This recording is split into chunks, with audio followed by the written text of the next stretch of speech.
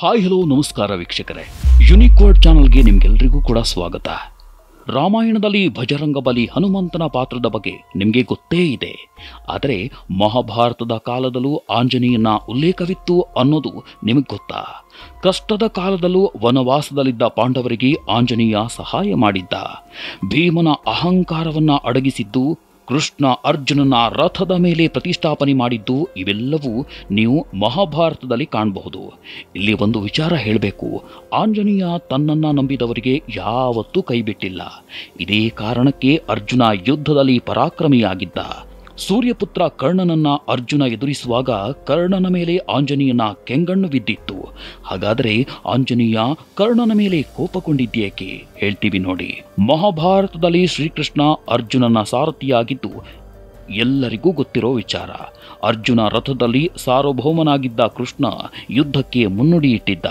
ಭೀಮನಂತೆ ಅರ್ಜುನನಿಗೂ ತನ್ನಿಂದಲೇ ಎಲ್ಲಾನು ಅಹಂ ನೆತ್ತಿಗೇರಿತ್ತು.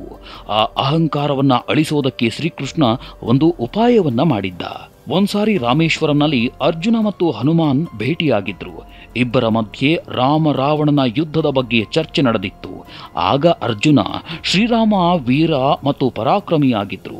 ಕಲ್ಲು ಬಂಡೆಗಳ ಬದಲಾಗಿ ಅವರು ಬಾಣದ ಮೂಲಕವೇ ಯಾಕೆ ಸೇತುವೆ ಮಾಡಲಿಲ್ಲ ಅಂತ ಕೇಳಿದ್ದ. ಆಗ ಆಂಜನೇಯ, ಬಾಣದ ಸೇತುವೆ ವಾನರ ಸೇನೆ ಭಾರವನ್ನ ತಡಿತಾ ಇರಲಿಲ್ಲ, ಅದಕ್ಕೆ ಕಲ್ಲಿನಿಂದ ಸೇತುವೆ ಮಾಡಲಾಗಿತ್ತು ಎಂದ. ಇದಕ್ಕೆ ಅರ್ಜುನ ಅಹಂನಿಂದಲೇ ಮುರಿದೇ ಇರೋ ತರಹ ಸೇತುವೆ ಮಾಡಬಹುದಿತ್ತಲ್ವಾ ಎಂದ. ಬೇಕಾದ್ರೆ ತಾನೇ ಸಮುದ್ರದಲ್ಲಿ ಬಾಣದ ಸೇತುವೆ ಮಾಡಿ ತೋರಿಸ್ತೀನಿ ಎಂದ. ಆಗ ಭಜರಂಗ ಬಲಿ, ನೀನು ಮಾಡಿದ ಬಾಣದ ಸೇತುವೆ ನನ್ನ ಭಾರ ತಡೆದುಕೊಂಡ್ರೆ ನಾನು ಅಗ್ನಿಯಲ್ಲಿ ಪ್ರವೇಶ ಮಾಡ್ತೀನಿ ಅಂತ ಹೇಳ್ದ. ಒಂದ್ ವೇಳೆ ಸೇತುವೆ ಮುರಿದ್ರೆ ನೀನು ಅಗ್ನಿಯೊಳಗೆ ಪ್ರವೇಶ ಮಾಡಬೇಕು ಅಂತ ಷರತ್ತು ಹಾಕ್ದ. ಅರ್ಜುನನಿಗೆ ತಾನು ಕಲಿತಿರುವ ವಿದ್ಯೆಯ ಮೇಲೆ ಅಹಂ ಇತ್ತು. ಇಡೀ ಅಹಂನಿಂದ ಆಂಜನೇಯ ಹಾಕಿದ್ದ ಷರತ್ತು ಒಪ್ಪಿಕೊಂಡಿದ್ದ. ಆಗ ಆಂಜನೇಯ ತನ್ನ ವಿಶಾಲ ರೂಪದಲ್ಲಿ ಬಾಣದ ಸೇತುವೆ ಮೇಲೆ ಮೊದಲ ಹೆಜ್ಜೆ ಇಟ್ಟಿದ್ದೇ ತಡ ಸೇತುವೆ ಅಲ್ಲಾಡೋದಕ್ಕೆ ಶುರುವಾಗಿತ್ತು. ಎರಡನೇ ಹೆಜ್ಜೆ ಇಡ್ತಿದ್ದಂತೆ ಇಡೀ ಸೇತುವೆ ಪೀಸ್ ಆಗಿತ್ತು. ಈ ದೃಶ್ಯ ಕಂಡು ಅರ್ಜುನ ತಲೆ ಕೆಳಗೆ ಮಾಡಿ ನಿಂತಿದ್ದ.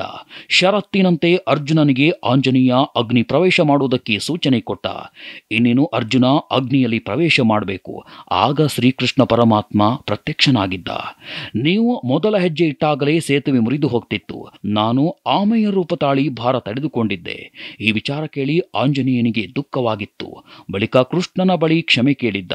ಈ ವೇಳೆ ಶ್ರೀಕೃಷ್ಣ ಅರ್ಜುನನಿಗೆ ಆಶೀರ್ವಾದ ಮಾಡುವಂತೆ ಆಂಜನೇಯನ ಬಳಿ ಕೇಳ್ಕೊಂಡಿದ್ದ. ಜೊತೆಗೆ ಮಹಾಭಾರತದ ಯುದ್ಧದಲ್ಲಿ ಅರ್ಜುನ ಧ್ವಜದ ಮೇಲೆ ವಿರಾಜಮಾನರಾಗುವಂತೆ ಕೇಳ್ಕೊಂಡಿದ್ದ. ಅದರಂತೆ ಯುದ್ಧದ ವೇಳೆ ಅರ್ಜುನನ ರಥದ ಮೇಲೆ ಆಂಜನೇಯನ ಧ್ವಜ ನೋಡಬಹುದು. ಅರ್ಜುನ ಮತ್ತು ಕರ್ಣನ ಜೊತೆ ಯುದ್ಧ ನಡೆಯುವಾಗಲೂ ಆಂಜನೇಯನ ಧ್ವಜವಿತ್ತು. ಕರ್ಣ ಅರ್ಜುನನ ಮೇಲೆ ಬಾಣಗಳ ಸುರಿಮಳೆಗೈಯುತ್ತಿರುವಾಗ ಕೆಲ ಬಾಣಗಳು ಶ್ರೀಕೃಷ್ಣನಿಗೂ ತಗುಲಿದ್ದು, ಕರ್ಣ ಬಿಟ್ಟ ಬಾಣದಿಂದ ಶ್ರೀಕೃಷ್ಣನ ಕವಚ ಕಳಚಿ ಕೆಳಗೆ ಬಿದ್ದಿತ್ತು. ಇದನ್ನು ಕಂಡ ಆಂಜನೇಯನಿಗೆ ಸಹಿಸಿಕೊಳ್ಳಲು ಆಗಲಿಲ್ಲ. ಈ ವೇಳೆ ಆಂಜನೇಯ ಜೋರಾಗಿ ಝೇಂಕರಿಸಿದಾಗ ಇಡೀ ಭೂಮಿಯೇ ಭೂಕಂಪವಾದ ಅನುಭವವಾಗಿತ್ತು. ಆಗ ಕರ್ಣನ ಬಿಲ್ಲು ಕೂಡ ನೆಲಕ್ಕುರುಳಿ ಬಿದ್ದಿತ್ತು. ಆಗ ಶ್ರೀಕೃಷ್ಣ ತನ್ನ ದಕ್ಷಿಣದ ಹಸ್ತದಿಂದ ಆಂಜನೇಯನ ತಲೆ ಸವರಿ ಕ್ರೋಧ ಕಡಿಮೆ ಮಾಡಿದ್ದ. ಪ್ರತಿ ಯುಗದಲ್ಲೂ ಹನುಮಾನ್ ಉಲ್ಲೇಖ ನೋಡಬಹುದು. ಜಗತ್ತಿನಲ್ಲಿರುವ ಶಿವನ ಬಳಿಕ ಯಾವುದಾದ್ರೂ ಶಕ್ತಿ ಇದೆ ಅಂದ್ರೆ ಅದು ಆಂಜನೇಯ. ಮಹಾವೀರ ಪರಾಕ್ರಮಿ ಆಂಜನೇಯನ ಮುಂದೆ ಯಾವುದೇ ಮಾಯಾವಿ ಶಕ್ತಿ ತಂತ್ರ ಮಂತ್ರಗಳ ಆಟ ನಡೆಯೋಲ್ಲ. ನೀವು ಶ್ರದ್ಧೆಯಿಂದ ಭಕ್ತಿಯಿಂದ ಪೂಜೆ ಮಾಡಿದ್ರೆ ಆಂಜನೇಯನ ಆಶೀರ್ವಾದ ಸಿಗತ್ತೆ. ಇದೇ ರೀತಿ ಹೆಚ್ಚಿನ ಮಾಹಿತಿಗಾಗಿ ನಮ್ಮ ಯುನಿಕ್ ವರ್ಡ್ ಚಾನಲ್ಗೆ ಸಬ್ಸ್ಕ್ರೈಬ್ ಮಾಡಿ. Thank you.